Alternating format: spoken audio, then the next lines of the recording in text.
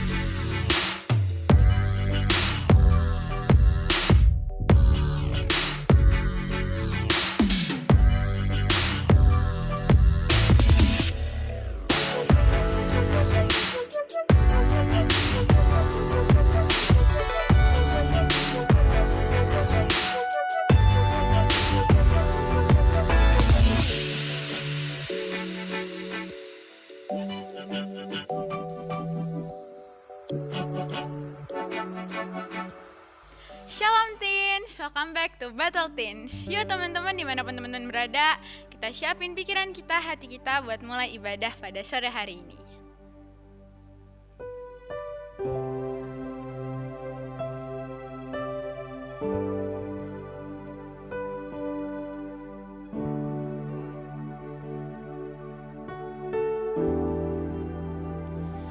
You are here, moving in our midst. I worship you, I worship you. You are here, working in this place. I worship you, I worship you. You are here, moving in our midst. I worship you, I worship you. You are here, working in this place. I worship you, I worship you. You are waymaker, miracle worker, promise keeper, light in the darkness. My God, that is who you are. You are waymaker, miracle worker, promise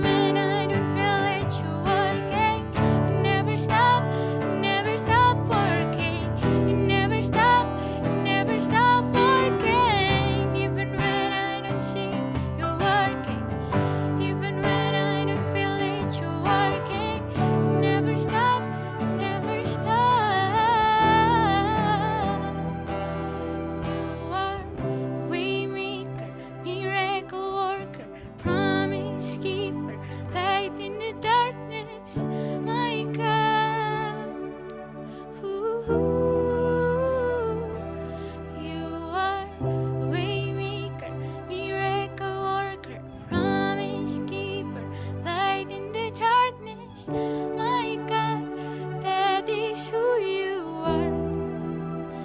That is who you are.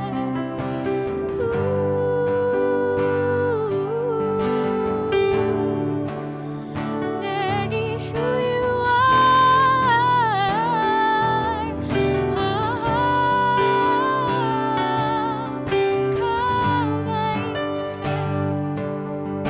Kau baik Bapa, tiada yang seperti-Mu Tuhan. You are Jesus. Thank you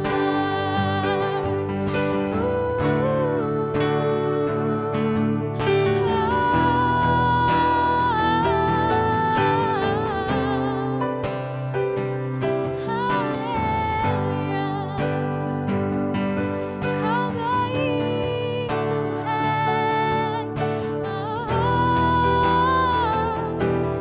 tiada yang seperti-Mu Tuhan, tiada yang seperti-Mu Bapa.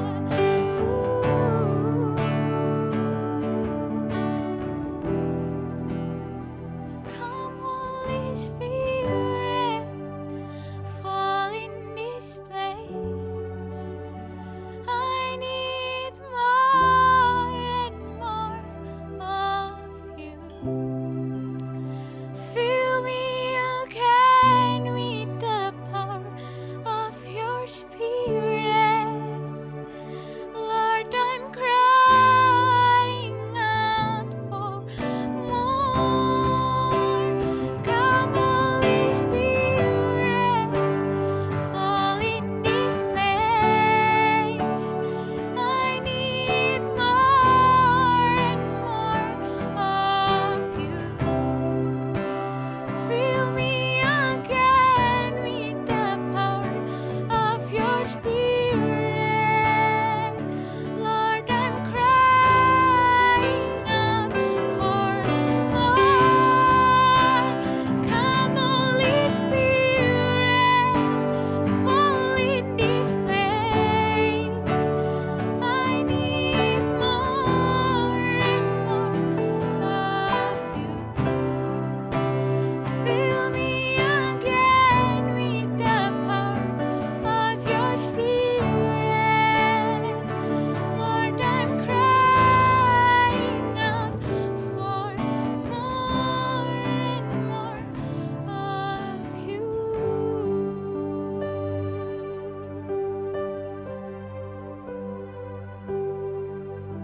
Hai teman-teman Battle Teens, apa kabarnya?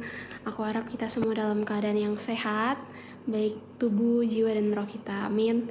Sebentar lagi kita akan masuk dalam firman Tuhan, tapi sebelum itu kita sama-sama satukan hati kita dan kita berdoa.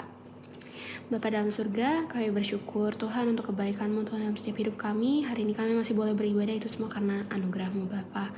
Bapa, sebentar kami akan mendengar firman-Mu Tuhan. Biar kiranya Tuhan Kau mempersiapkan hati kami Tuhan, supaya hati kami ini Tuhan siap ditabur benih Tuhan, dan boleh berakar Tuhan, bertumbuh dan bahkan berbuah Tuhan bagi hidup kami Tuhan, dan buat orang lain juga ya Bapa. Kami berdoa Tuhan, biar kiranya Kau memberikan kami roh pengertian Tuhan, supaya setiap firman yang kami terima hari ini Tuhan boleh kami mengerti Tuhan, dan kami boleh lakukan dalam kehidupan setiap kami Bapa. Terima kasih Tuhan, terima kasih Bapa, kami serahkan Tuhan hari ini ke dalam tangan-Mu. Buat setiap teman-teman yang percaya, kita sama-sama katakan amin. So, kalau teman-teman ingat ya, selama sebulan ini maksud aku, kita sering membahas mengenai pertemanan dan bagaimana kita menjadi dampak buat teman-teman kita. Kemarin waktu 2 minggu lalu Ko Andre pernah membawakan tentang value hidup kita yang kita punya, supaya kita bisa memberikan value buat orang lain gitu, dan kita harus mempunyai hati yang generous, murah hati buat setiap mereka. Walaupun mungkin kita sering dengar yang namanya istilah TKB gitu ya, temen kalau butuh, yang kalau datang ke kita cuma minta aja gitu. Tapi justru di situ Tuhan memakai kita untuk bisa berdampak buat teman-teman kita, amin. Dan terus juga Konato minggu lalu membawakan firman mengenai friend discount. yang dimana kita harus menghargai hal-hal kecil, momen-momen kecil yang gak perlu muluk-muluk, tapi hal-hal kecil seperti kita memberi selamat buat mereka, merayakannya bareng mereka ketika mereka mencapai sesuatu, dan juga kita punya kepedulian terhadap mereka. So, hari ini tema aku gak jauh-jauh beda tentang itu, tentang pertemanan dan juga menjadi dampak buat teman-teman kita. Hari ini aku membawa tema tentang influence. Ya, jadi aku yakin kita semua di sini pasti punya teman dan sahabat gitu, dimana kita sering banget discuss atau mungkin curcol gitu kan sama sahabat kita, atau tentang membahas hobi mungkin dan sebagainya macamnya. Nah, sekarang pertanyaannya teman-teman, apakah teman-teman pernah mengukur kasih teman-teman buat mereka? Atau gini deh, seberapa besar kasih kalian buat setiap mereka? Oh, pertanyaannya kayak, berat nih tentang kasih gitu ya. Tapi serius deh, coba teman-teman ini menjadi bahan refleksi teman-teman. Seberapa besar kasih kalian buat teman-teman kalian? Buat sahabat kalian, entah itu sahabat dari gereja, teman-teman gereja gitu ya, atau teman-teman sekolah, atau ya teman dimanapun lah gitu. Seberapa besar sih kasih kalian buat setiap mereka? Nah, ngomong-ngomong persahabatan gini ya teman-teman, pasti aku yakin di otak kalian nih, kalau misalnya aku sebutin tentang persahabatan di firman Tuhan, pasti kalian udah mikir, pasti mau bahas ini nih. Siapa lagi kalau bukan Yonatan dan Daud. So, ayo kita baca dulu di 1 Samuel 18 ayat 3-4. 1 Samuel 18 ayat 3-4. Kita baca bareng-bareng ya. 1, 2, 3. Yonatan mengikat perjanjian dengan Daud karena ia mengasihi dia seperti dirinya sendiri. Ayat keempat, Yonatan menanggalkan jubah yang dipakainya dan memberikannya kepada Daud, juga baju perangnya sampai pedangnya, panahnya, dan ikat pinggangnya. Nah, teman-teman, di ayat itu dibilang bahwa Yonatan mengasihi Daud seperti dia mengasihi dirinya sendiri. Nah, sekarang balik lagi ke pertanyaan aku. Seberapa besar kasihmu kepada sahabat-sahabat kamu? Mungkin teman-teman bingung kali ya mikir, gimana cara ngukur ya seberapa besar? Kecil besarnya tuh gimana ngukurnya? Pakai persentase kah? Atau pakai perbuatan kah? Atau pakai 50% lah, 20% lah gitu. Atau dari perbuatan, mungkin kayak ya aku sih waktu itu udah nolongin temen aku lah, atau ya aku sih pernah lah ngebantu minjemin duit lah, pernah. Atau kalau yang temen deket banget ya aku pernah lah bayarin gitu, traktir. Apakah seperti itu teman-teman mengukur kasih teman-teman? Nah, biar teman-teman gak bingung, di ayat ini sebenarnya udah ada jawabannya, cara mengukur kasih kita buat teman-teman kita. Gimana caranya? Di ayat ketiga dibilang bahwa Yonatan mengasihi dia seperti dirinya sendiri. Jadi kunci yang pertama teman-teman, love others as you love yourself. Kasihilah sesamamu seperti dirimu sendiri. Itu juga yang Tuhan bilang kepada setiap kita, bukan? Untuk kita bisa mengasihi sesama kita seperti kita mengasihi diri kita sendiri. Dan sekarang pertanyaannya, berarti untuk bisa mengasihi orang lain, kita harus pertama lebih dulu mengasihi diri kita. Mungkin teman-teman langsung, mengasihi diri sendiri? Iya teman-teman. Teman-teman jangan sampai keliru tentang mengasihi dan mengasihani diri sendiri. Itu hal yang berbeda teman-teman. Kadang kita mikir bahwa mengasihi diri sendiri itu sama dengan egois. No, enggak loh teman-teman. Malah Tuhan bilang kasihilah sesamamu seperti dirimu sendiri. Kalau kamu gak mengasihi diri kamu sendiri, bagaimana kamu bisa mengasihi orang lain? Gitu kan mudahnya. Nah, mengasihi diri sendiri itu seperti apa sih? Apa sih bedanya dengan mengasihani diri sendiri? Aku bakal kasih contoh gitu ya. Jadi beberapa semenjak pandemi ini ya teman-teman. Ini aku cerita dikit ya. Jadi aku tuh selama pandemi ini aku belajar naik mobil. Belajar nyetir mobil. Jadi aku kan gak bisa nyetir ya. Terus abis itu aku selama pandemi mumpung jalanan kosong gitu ya, pas awal-awal bulan Maret atau April gitu aku udah mulai belajar nyetir, dan selama 2 bulan ya akhirnya aku bisa nyetir gitu mobil manual gitu kan.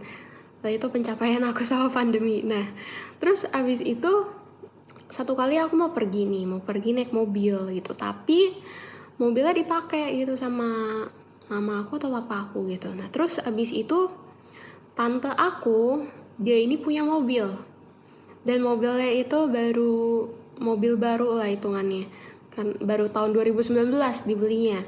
Nah satu kali tante aku bilang ya udah pakai aja nih mobil, pakai aja, kamu mau pergi kemana pakai aja gitu. Oke, dengan senang hati aku memakainya. Tapi tahu nggak teman-teman, ternyata nyetir mobil sendiri sama mobil orang tuh benar-benar beda loh. Biasanya kalau misalnya aku naik mobil sendiri ada polisi tidur, ya udahlah gas, mau belok ya udahlah belok. Tapi kalau mobil tante aku belok tuh bener-bener hati-hati banget, ekstra hati-hati. Kemarin aku ada keperluan sama Dito, aku pergi bareng Dito naik mobil gitu kan, aku yang nyetir. Terus aku beloknya tuh bener-bener jauh gitu, karena tahu sendiri kan di Jakarta ini motor-motornya memang mantap gitu ya, bener-bener mantap. Jadi kita mesti ekstra hati-hati gitu. Jadi waktu aku mau belok, aku bener-bener ngambil jauh banget baru aku bisa belok.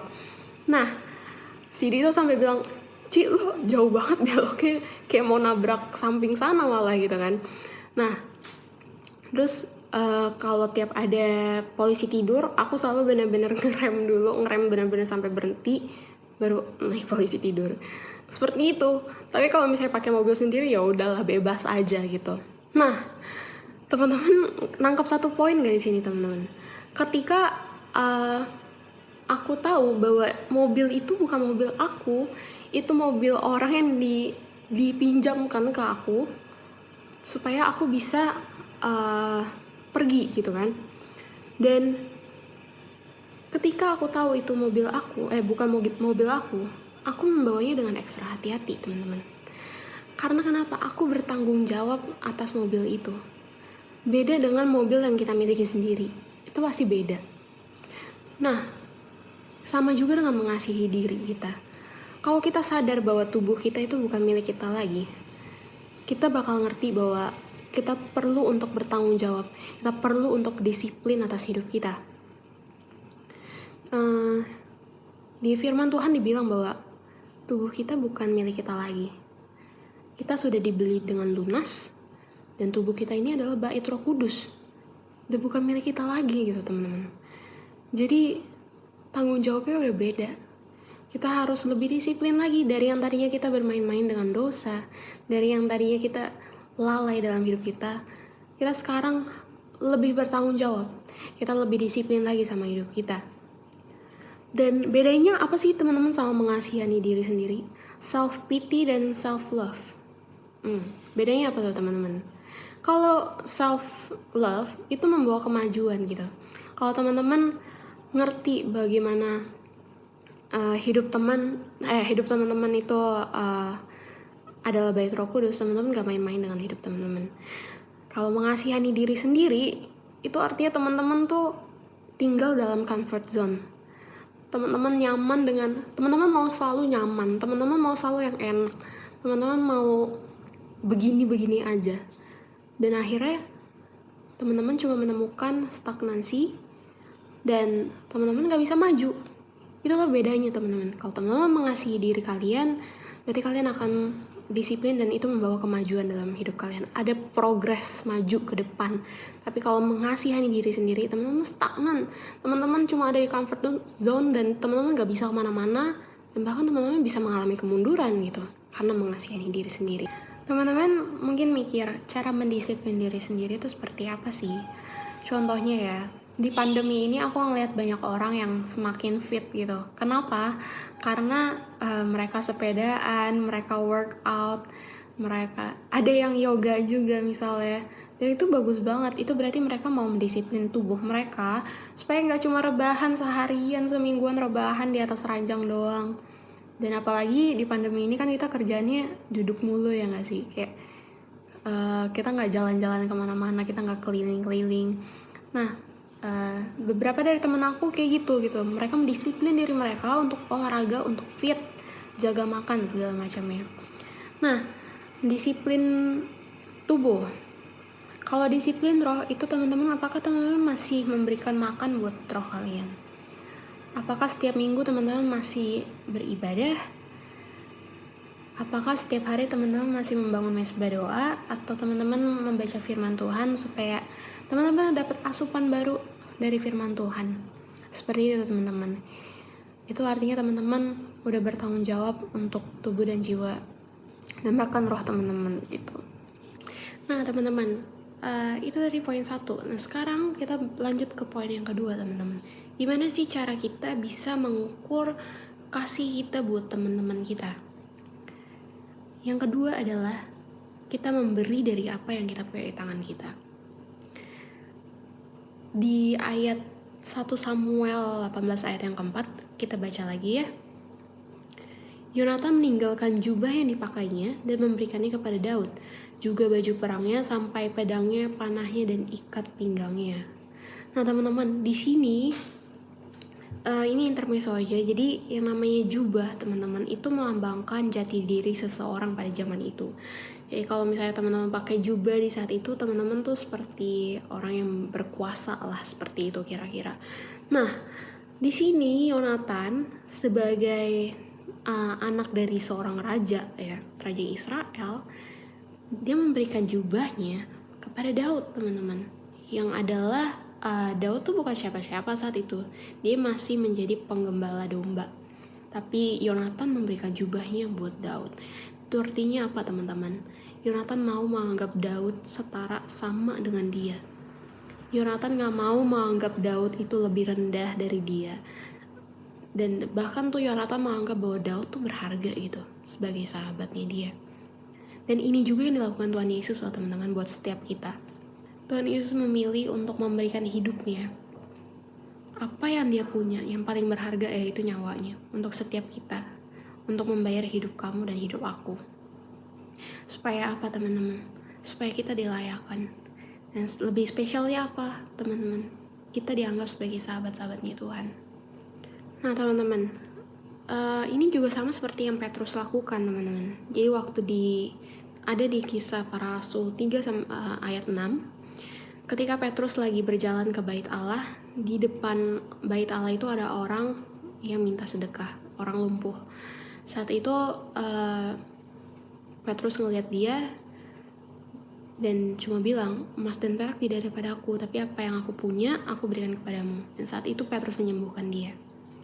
Nah teman-teman, kita belajar bahwa kita nggak perlu memberikan muluk-muluk kita memberikan apa gitu sama teman kita. Yang sekarang kita lihat aja apa yang kita punya.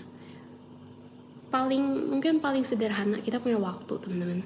Mungkin kita bisa spend waktu kita buat sahabat kita, atau kita orang yang bisa mendengarkan orang lain. Karena gini loh, banyak orang bisa mendengar tapi nggak bisa mendengarkan. Nah mungkin kalian punya punya willing untuk bisa mendengarkan orang lain. Itu bisa kalian pakai loh teman-teman untuk menjangkau teman-teman kalian. Atau mungkin saat ini teman-teman punya waktu untuk berdoa. Jujur aja aku sangat bangga dengan teman-teman leader yang setiap minggu itu berdoa, ngambil waktu 1 jam, setengah jam untuk berdoa untuk apapun yang bisa didoain, kayak buat bangsa negara, gereja, battle teens, mereka doakan itu gitu. Bahkan buat teman-temannya mereka doain gitu. Dan ini artinya apa teman-teman? Kita sudah memberikan apa yang kita punya untuk sahabat-sahabat kita. Kita berikan waktu kita untuk berdoa. Mungkin bagi teman-teman doa itu bukan sesuatu yang gimana banget gitu ya. Tapi percayalah teman-teman, kita ada sampai saat ini, aku yakin itu semua karena ada yang topang dalam doa. Doa itu very powerful sih teman-teman. Dan aku percaya walaupun doa kalian singkat, doa kalian mungkin ya seminggu sekali mungkin, tapi kalau kalian melakukan itu dengan tulus, aku yakin kok Tuhan memakai doa kalian itu untuk memberkati teman-teman kalian gitu. Aku kasih ilustrasi simple teman-teman. Pohon mangga nggak perlu menghasilkan buah jeruk atau buah semangka atau pepaya untuk bisa dinikmati orang. Dia nggak perlu numbuhin buah lain supaya orang lain itu terberkati dengan buahnya. Enggak. Dia cuma perlu grow up.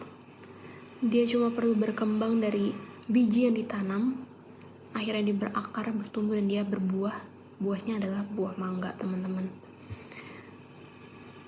Kita juga sama, teman-teman. Kita nggak perlu jadi orang yang mungkin kita mikir kita harus kaya dulu baru kita bisa memberi. Enggak, teman-teman. Kita harus pintar dulu baru bisa kita kasih. Karena kita mikir terlalu jauh gitu. Tapi coba sekarang kita lihat apa yang ada di tangan kita. Kalau hari ini teman-teman punya sesuatu, talenta, karunia, teman-teman pakai itu, teman-teman kembangkan itu untuk bisa menjangkau orang lain. Terutama teman-teman punya lingkungan, sahabat, gitu teman-teman. Jadi sharing aku singkat aja. Jadi yang pertama apa tadi teman-teman? Kasihilah sesamamu seperti dirimu sendiri. Jangan lupa untuk mengasihi dirimu dulu. Bukan mengasihani tapi mengasihi diri kamu. Memastikan bahwa kamu grow up, kamu berkembang, kamu ada progress hidup kamu. Bukannya malah mundur atau bahkan stagnan di comfort zone kamu. Dan yang kedua adalah teman-teman memberikan dari apa yang kalian punya di tangan kalian. Apapun itu, sekecil apapun itu, waktu, cuma doa mungkin menurut teman-teman, tapi percayalah itu berharga loh teman-teman. So, hari ini mari kita satukan hati kita berdoa, dan aku berdoa supaya kita semua bisa menjadi influence buat teman-teman di sekitar kita, bahkan sahabat-sahabat kita. Mari kita bersatu dalam doa. Bapa dalam surga, terima kasih untuk firman-Mu hari ini Tuhan. Kami diingatkan kembali Tuhan untuk bisa mengasihi diri kami Tuhan sebagaimana Engkau mengasihi kami. Dan kami juga diingatkan Tuhan untuk memberi dari apa yang kami punya Tuhan. Terima kasih Tuhan, biar kami bisa Tuhan menjadi saluran berkat-Mu Tuhan. Kami Engkau pakai Tuhan menjadi alat-Mu Tuhan, yang bisa menjangkau setiap teman-teman kami Tuhan. Kami bisa menjadi berkat Tuhan. Kami bisa menginfluence suatu hal yang positif Tuhan bagi teman-teman kami. Bapa, mampukan kami Tuhan, beri kami kekuatan supaya kami punya hati yang rela juga Tuhan, kayak punya hati yang murah hati Tuhan buat setiap mereka, yang punya kepedulian buat setiap mereka. Terima kasih Tuhan, terima kasih Bapa, materaikan firman-Mu Tuhan pada hari ini dalam setiap hati kami Tuhan. Biar kami bukan cuma mendengarkan Tuhan, tapi kami menjadi pelaku firman-Mu Tuhan dalam kehidupan kami. Terima kasih Tuhan, memberkati setiap kami, biar kami selalu hidup dalam jalan-Mu ya Bapa. Ingatkan kami terus Tuhan dalam janji-janji-Mu ya Bapa. Terima kasih Tuhan Yesus, terima kasih Bapa. Hanya dalam nama Tuhan Yesus kami berucap syukur. Haleluya, amin. So, thank you guys buat hari ini udah mengikuti ibadah hari ini. Aku berdoa supaya kita semua terberkati dengan setiap praise and worship dan juga dari firman yang kita terima hari ini. Dan bahkan kita bisa menjadi pelaku firman dimanapun Tuhan menempatkan hidup kita. Amin. So, hari ini kita sama-sama satukan hati kita kembali dan kita berdoa. Tuhan, terima kasih Tuhan, kami bersyukur Bapa untuk setiap kasih karunia-Mu Tuhan dalam setiap hidup kami. Kami ada sebagaimana kami ada, itu semua karena anugerah-Mu ya Bapa. Bapa, kami berdoa untuk gereja kami Tuhan, biar kiranya Tuhan Kau memberkati setiap pemimpin kami Tuhan, gembala kami dan juga pelayan-pelayan di gereja-Mu Tuhan. Kau memberikan hikmat Tuhan, Kau memberikan kreativitas yang lebih lagi Tuhan buat kedepannya Tuhan. Kau yang turut campur tangan Tuhan dalam setiap apapun yang sedang diprogramkan ke depannya ya Bapa. Percaya Tuhan, Tuhan turut campur tangan Tuhan dalam setiap gereja-gereja-Mu ya Bapa. Memberkati setiap jemaat Tuhan, biar kiranya kasih-Mu yang menyertai setiap kami Tuhan. dan Engkau yang selalu menopang setiap hidup kami ya Bapa. Terima kasih Tuhan, kami berdoa juga untuk negara kami Tuhan. Kami berdoa untuk pemimpin bangsa kami Pak Jokowi Tuhan, dan juga para jajaran pemimpin yang lain Tuhan. Tuhan memberkati, Tuhan kasih mereka hikmat Tuhan, dan juga hati yang mau melayani setiap rakyatnya Tuhan. Biar ada kebijaksanaan Tuhan bagi setiap mereka Tuhan yang memimpin bangsa ini Tuhan. Kau turut campur tangan Tuhan dalam setiap penanganan COVID-19 ini ya Bapa. Saya percaya Tuhan setiap rancangan yang ada daripadamu Tuhan itu adalah rancangan yang baik Tuhan, yang membawa damai sejahtera Tuhan buat setiap kami, bukan rancangan kecelakaan Bapa. Yang mau lepaskan Tuhan berkat daripadamu Tuhan atas Indonesia ya Bapa. Terima kasih Tuhan, terima kasih Bapa. Saatnya Tuhan untuk kami menutup ibadah hari ini Tuhan. Kami serahkan Tuhan hidup kami Tuhan. Kami memberkati hidup kami Tuhan, memberkati sekolah kami, memberkati keluarga kami ya Bapa. Biar Kau yang membawa kami Tuhan dari kemuliaan sampai kemuliaan Tuhan. Kau yang membentuk hidup kami Tuhan menjadi bejana yang serupa dengan kehendak-Mu ya Bapa. Terima kasih Tuhan, kami serahkan Tuhan seluruh hidup kami Tuhan hanya ke dalam tangan kasih-Mu saja ya Tuhan. Thank you Tuhan, thank you Bapa. Hanya dalam nama Tuhan Yesus kami berucap syukur. Haleluya. Amin. Thank you semua. Happy Sunday. God bless you.